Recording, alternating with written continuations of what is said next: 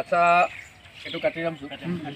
কাতিৰাম চুকত আমাৰ যি 60 ঘৰ মানুহ আছে তাত আমি অসম প্ৰদেশ কংগ্ৰেছ সেৱা দলৰ তৰফৰ পৰা এই যি বিধ্বংসী বান এইবাৰ উজনি অসমত আমি সকলোৱে দেখিছোঁ, বৰ বেয়াকৈ উজনি অসম এইবাৰ বিধ্বস্ত হৈছে।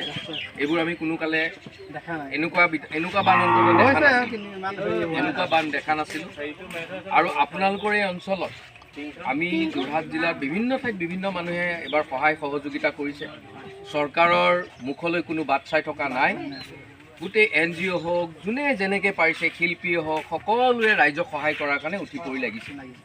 আৰু আমিও অসম প্ৰদেশ কংগ্ৰেছ সেৱা দলে আপোনালোকৰ এই অঞ্চলত মানে শুনিছিলোঁ এইকেইটা দিনত যে বিভিন্ন ঠাইত বিভিন্নজনে বস্তু পাইছে, আপোনালোকৰ ইয়াতো পাইছে, কিন্তু অলপমান ইয়াতে কিছু বস্তুৰ অলপমান পৰিমাণটো কম আছিলে বা হোৱা নাছিলে। গতিকে সেই খবৰ অনুযায়ী আমি আপোনালোকৰ মাজলৈ আহিছোঁ। আমি যিখিনি পাৰোঁ আমাৰ সামৰ্থ্য অনুযায়ী আপোনালোকক সহায় কৰিবলৈ, এই সময়ছোৱাত আমি সহায়ৰ হাত আগবঢ়াবলৈ আহিছোঁ। আৰু আপোনালোকৰ কাতিৰাম চুকৰ গোটেইখিনি বস্তুখিনি আপোনালোকৰ হাতত দিছোঁ, আপোনালোকে তেওঁলোকক দি দিব দেই।